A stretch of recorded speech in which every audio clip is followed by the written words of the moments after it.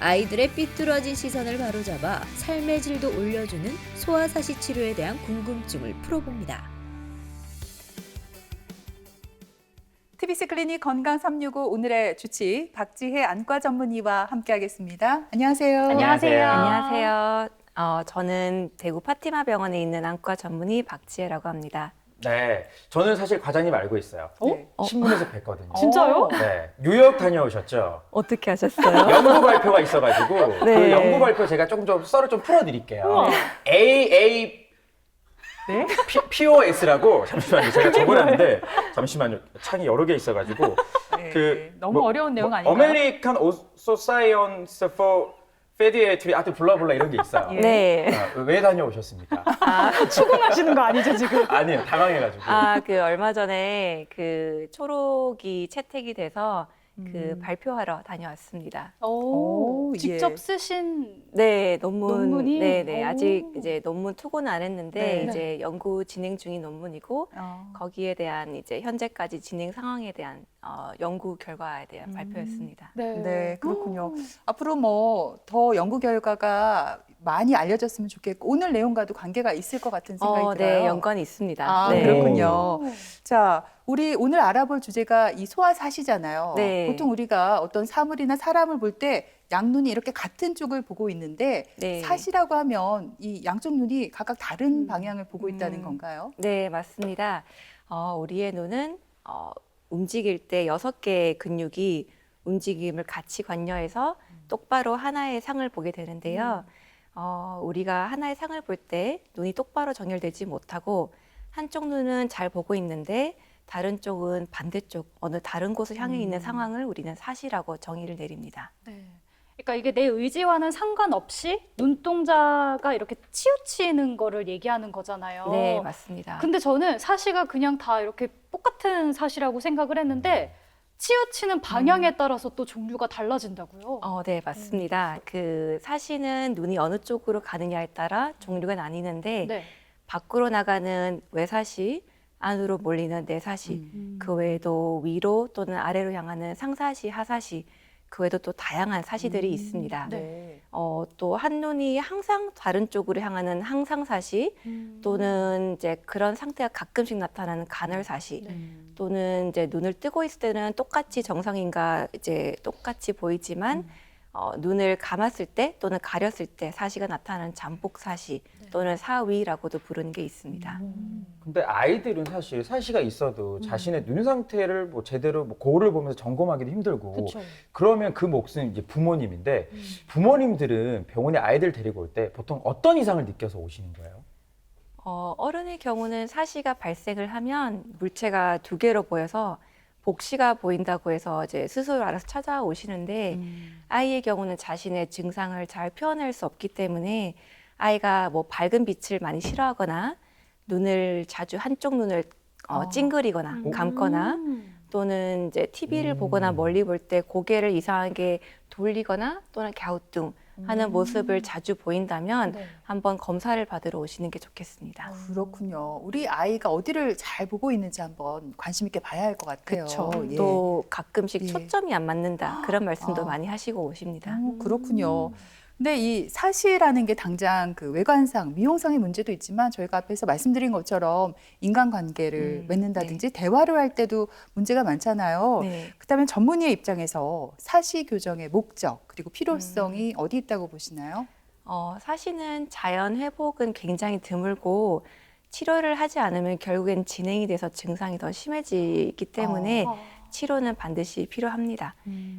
이제 사시를 치료하는 목적은 두 눈을 이제 똑바로 교정을 해서 두 눈을 같이 쓰는 양안시가 되도록 이제 돕고 사시가 있으면 또 약시가 발생할 수 있기 때문에 이제 시력이 잘 발달할 수 있도록 도와주는 게 사시 치료의 목적이라고 볼 수 있습니다. 네. 특히 우리 아이들 같은 경우는 몸도 마음도 쑥쑥 자라나는 아이들이잖아요. 그러니까 좀 이런 사시가 좀 이렇게 보인다면 빨리 치료를 해주는 게 앞으로의 네. 삶에 있어서도 진짜 중요할 것 같아요. 네, 맞습니다. 특히 우리나라 같이 좀 외모에 관심이 많은 곳에서는 네. 아이들의 자존감이라든지 네. 학습 능력 그리고 교우 관계에도 꽤 영향을 끼치고 있습니다. 그렇기 때문에 발견을 하게 되면 바로 치료를 해주는 게 좋습니다. 예. 근데 오늘 저는 잘 왔어요. 왜냐하면 왜요? 사시가 또 이렇게 종류가 다양한지 몰랐어요. 그러니까요. 양상도 다양하고. 네. 근데 제가 예전에 얼핏 들은 말이 있는데 뭐 사시가 뭐 한쪽에만 온다, 혹은 뭐 교대로 온다 이런 사례들도 있다고 하던데 네. 맞는 말이에요? 맞습니다. 네. 한눈이 이제 항상 다른 곳으로 편의된 상황을 우리가 항상사시라고 하고 네. 그런 경우는 이제 한쪽 눈에서 더 특히 심하게 보일 수가 있고요. 네, 우리가 두 눈을 통해서 보는 이제 양안시를 원활하게 하기 위한 이런 융합이 좋은 아이에서는 이런 게 좀 간헐적으로 보였다 안 보였다 할 수가 있습니다. 네. 그래서 우리 부모님들이 잘 모를 수가 있을 것 같아요. 괜찮았다가 그러네요. 사시도 나타났다가. 네, 맞습니다. 예, 네. 이렇게 다양한 양상으로 사시가 나타나는데 네. 흔하게 가장 많이 발생하는 사시는 어떤 종류인가요? 서양에서는 눈이 안쪽으로 몰린 내사시가 가장 흔하고 우리나라에서는 간헐 외사시, 눈이 밖으로 나가는 게 가장 흔한데 이제 간헐 외사시는 평소에는 괜찮다가 피곤하거나 멍 때릴 때 이제 간헐적으로 나타나는 게 간헐 외사시인데요.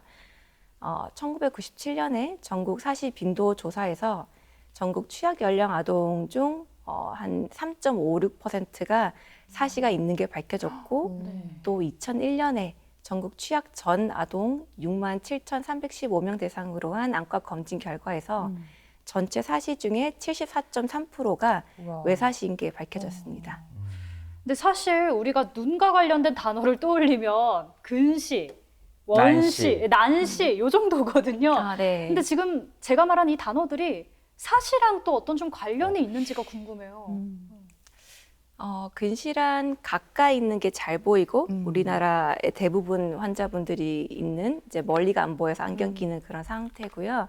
원시는 반대로 가까운 게 좀 덜 보이는 상황이고 난시는 각막, 우리 눈의 까만 동자인 각막이나 수정체 빛이 골고루 이제 맺히지 못해서 망막이라고는 우리 눈 뒤에 이제 중요한 빛이 모이는 장소가 있는데 네.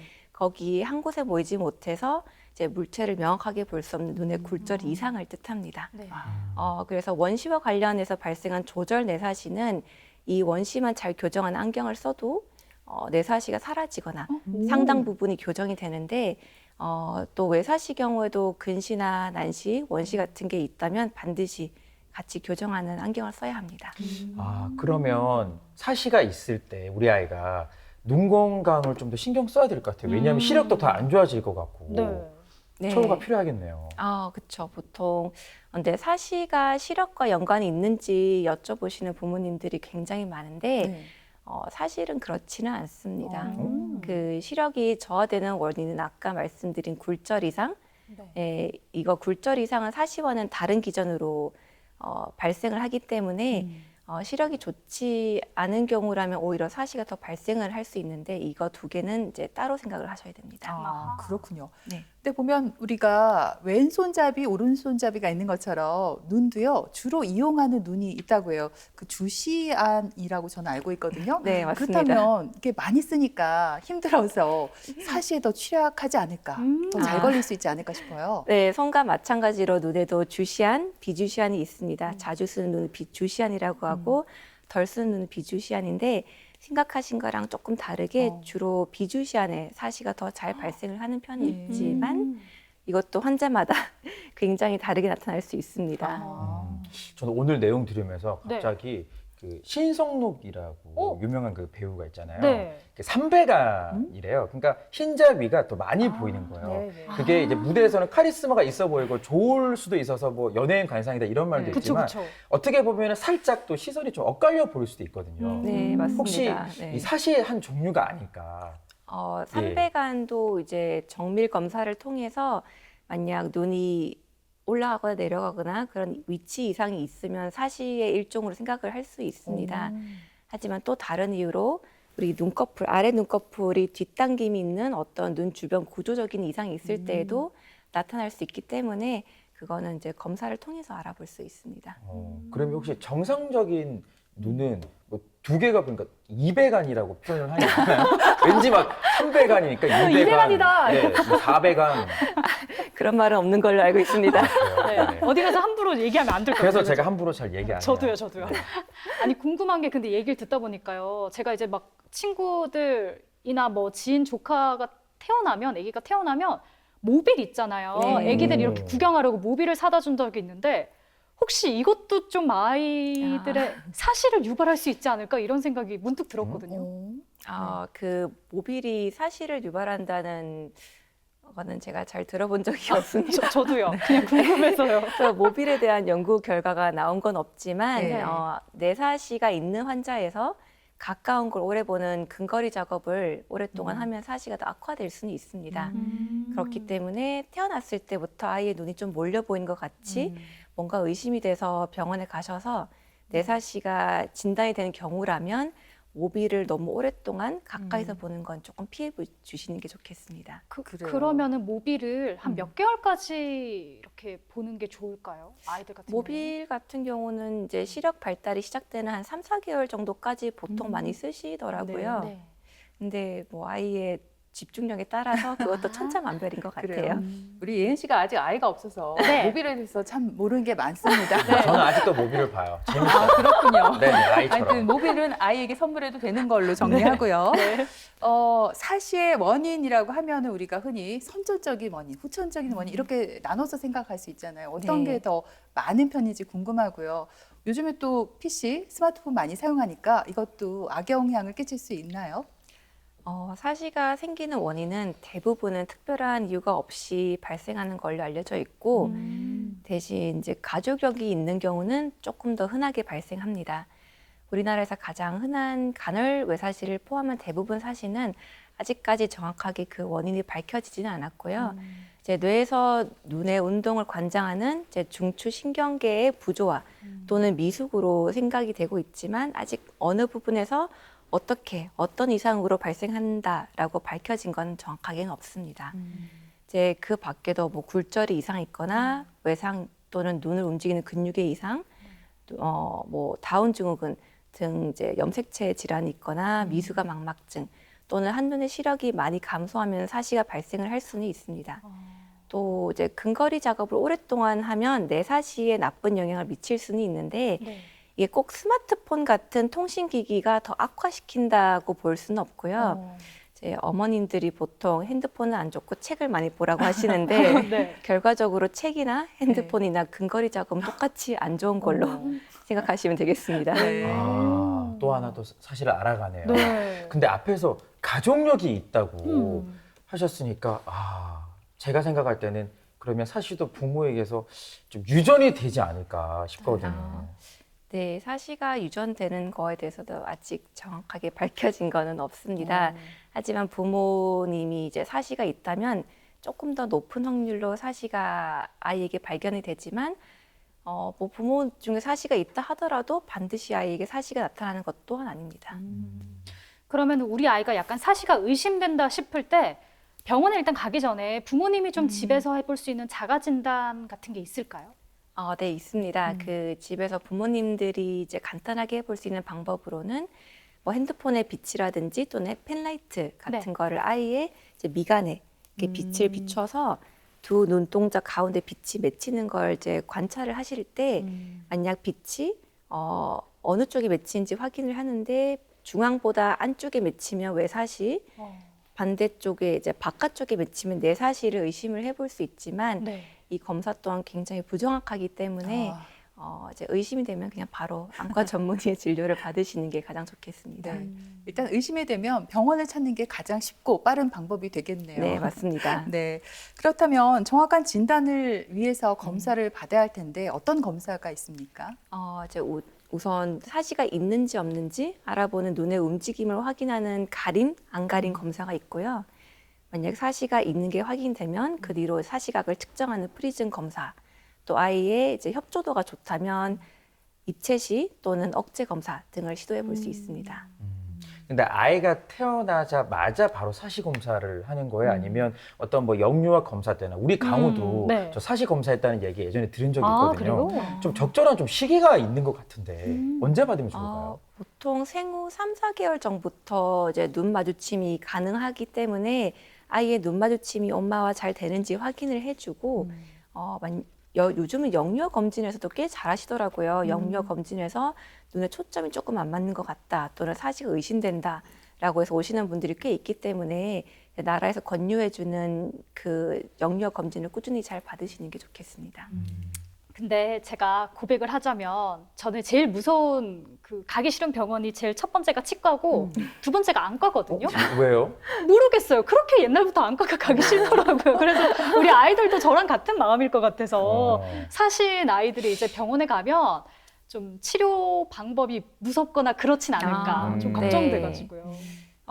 그 치료는 사실 종류가 다양한데 사시 같은 경우는 아이의 굴절 이상이 있으면 거기에 맞는 안경을 씌우거나 또는 한쪽 눈이 천저하게 나가는 경우가 확인되면 뭐 가림 치료 같은 게 있고 그 다음으로는 사시 수술이 있습니다.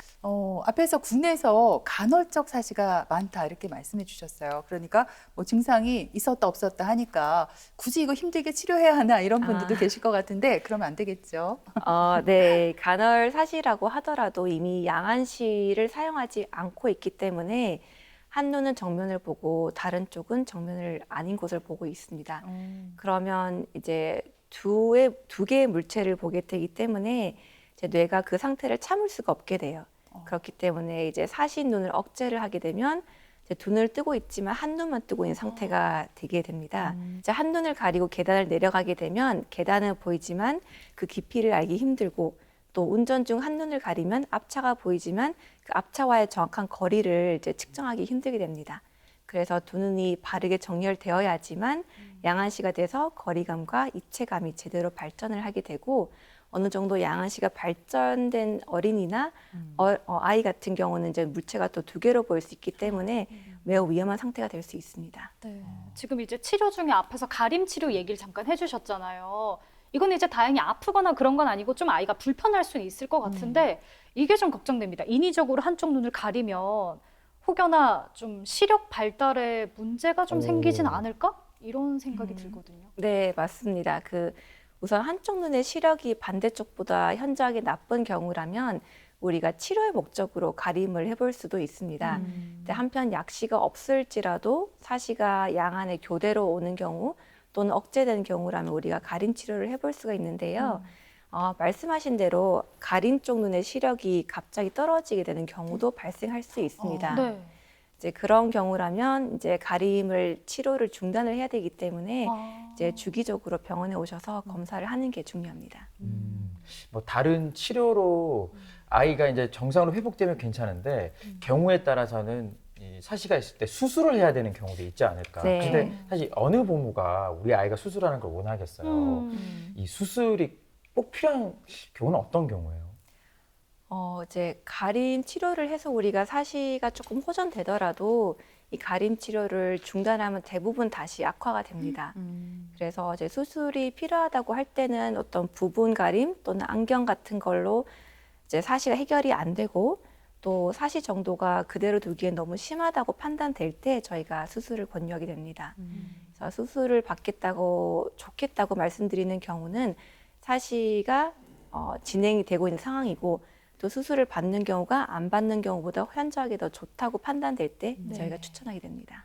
사실 사시는 그냥 두면 치료가 안 된다, 자연 치료는 안 된다 이렇게 여러 번 말씀해 주셨어요. 네. 그러면 우리 아이 때 치료를 하지 않고 놔두면 성인 사시로 이어진다는 말씀인가요? 치료 없이 저절로 호전되는 경우는 굉장히 드물기 때문에 수술이 꺼려지신다면 우선 비수술적인 치료를 먼저 시도해 볼 수가 있겠습니다. 어른의 사시 같은 경우는 어릴 적부터 있던 사시를 본인이 모르고 있다가 점차 심해진 경우가 많고 또는 예전에 사시 수술을 받았지만 사시가 재발한 경우 또는 이제 외상이 있거나 뇌신경마비 또는 갑상샘에 이상이 있는 경우가 이제 많은 경우 나타날 수 있습니다. 근데 성인들이 이제 사시 때문에 수술할 때랑 우리 소아사시로 수술할 때랑 좀 다를 것 같아요. 아이들도 보면은 이제 어느 정도 성장을 하다 멈추게 되잖아요. 네. 그래서 거기에 맞는 또 적정한 수술 시기가 있을 것 같거든요. 네, 맞습니다. 이제 영아사시는 만 2세까지 수술하는 게 가장 효과적이고 간헐사시 같은 경우는 만 4세 이상 그리고 이제 초등학교 입학 전에 수술을 많이 하고 있습니다. 또 우리나라는 만 10세까지만 보험 적용이 되고 있기 때문에 보통 만 10세가 되기 이전에 수술을 많이 시도하고 있습니다. 그러면은 수술하고 일상으로 복귀하기까지 기간이 좀 어느 정도 걸릴까요? 아무래도 수술이니까 좀 걸리지 않을까 싶기도 하고 또 수술하고 좀 주의사항이 있다면 알려주세요. 이제 사실 아이만 괜찮다면 수술 받고 바로 다음 날 등교해도 괜찮습니다. 아, 진짜요? 네. 뭐 입원이나 이런 건 필요 없는 거겠죠? 이제 1박 입원을 하는 네. 경우도 있고 또 아. 병원에 따라 당일 퇴원하는 경우도 많습니다. 오. 그래서 아이만 뭐 협조가 괜찮고 뭐 크게 불편을 호소하지 않는다면 네. 다음 날 학교 가는 친구들도 꽤 있고요. 이제 가장 중요한 건 수술 후 처방받은 안약을 이제 빠뜨리지 않고 잘 넣어야 되는 게 중요한데 네. 하루 4번 넣어야 되는 안약이 많기 때문에 아. 이제 안약 넣는 시간 때문에 학교를 조금 안 가는 친구들이 있습니다. 어. 엄마가 이제 챙겨줘야 되기 때문에. 그쵸. 버리면, 네. 네. 또 이제 수술 후 이제 주의사항으로는 저희가 이제 수술 후 뭐 가림 치료 같은 걸 또 처방을 내는데 이제 그 가림 치료를 잘 해주시고 또 눈을 비비지 않도록 해주시고 한 달 정도는 수영장이나 사우나 같은 대중목욕탕은 출입하지 않는 게 좋습니다. 또 수술을 했다고 해서 치료가 끝난 게 아니고 아까 말씀드린 굴절이 이상이 있다면 거기에 맞춰서 안경을 처방하는 게 가장 중요하겠고 이제 만약 그런 굴절 이상을 교정하지 않으면 수술을 하고 난 뒤에도 다시 재발이 쉽게 될 수 있습니다. 근데 재발이 이렇게 왜 이렇게 자주 될까요? 한번 딱 수술하고 나오면 괜찮은데 그러니까요. 어떤 이유가 있습니까? 이제 어릴 때부터 사시가 있는 경우는 우리 뇌에서 눈이 이제 밖으로 나가거나 안으로 나가는 게 정상으로 생각을 하고 있습니다. 그렇기 때문에 우리는 이제 인위적으로 근육을 자르고 붙여서 눈을 똑바로 만들어주는 경우이기 때문에 뇌에서는 이게 정상이 아니다라고 생각을 해서 내가 생각하는 정상으로 다시 돌아가야지 하고 자꾸 이제 본인이 생각하는 정상으로 돌아가려고 하는 경향이 있기 때문에 재발이 잘 되는 경우가 많고 또 수술을 하고 나서도 보통 10명 중 2~3명까지는 재발이 잘 됩니다. 그러면 네. 재발 후에 수술을 하면 그래도 효과가 좋을까요? 어떻습니까? 보통 사시각이 큰 분들에게는 제가 한 번으로는 치료가 힘들고 보통 평균 2~3번까지 가능할 거라 제가 말씀을 미리 드리고 있습니다. 예, 그렇군요. 소아사시는 겪는 아이들만큼이나 우리 부모님들도 마음고생이 많은 질환이 아닐까 싶은데요. 이 자리를 빌어서 환자 가족들에게 당부의 말씀이 있다면 전해주시죠. 사실 이제 제 진료를 보러 들어오셔서 사시가 있는 줄 몰랐다. 이제 우연히 발견되었다 하시는 분들이 굉장히 많으세요. 예. 또 소아 사시, 특히 사시는 이제 안과 의사들 사이에서도 조금 많이 진료하기 꺼려하는 파트이기 때문에 이제 동네 안과 여러 군데를 다녔는데 사시가 있다는 얘기는 들어본 적 없어요 하는 부모님들도 이제 꽤 많으세요. 네. 그렇기 때문에 이제 늦게 발견하고 엄마가 내가 아이를 이제 잘 못 봤다 또는 아이에게 관심을 덜 가져서 이렇게 늦게 진단 내린 게 아니냐 해서 진료 중에 이제 눈물을 보이시는 분들이 꽤 많으세요. 네. 어제도 제 진료실에 들어와서 눈물을 펑펑 쏟고 나가시는 분이 계셨는데 이제 안과 의사들도 놓치기 쉬운 게 사시기 때문에 부모님이 집에서 정확하게 진단 내리기는 거의 불가능이라고 보시면 됩니다.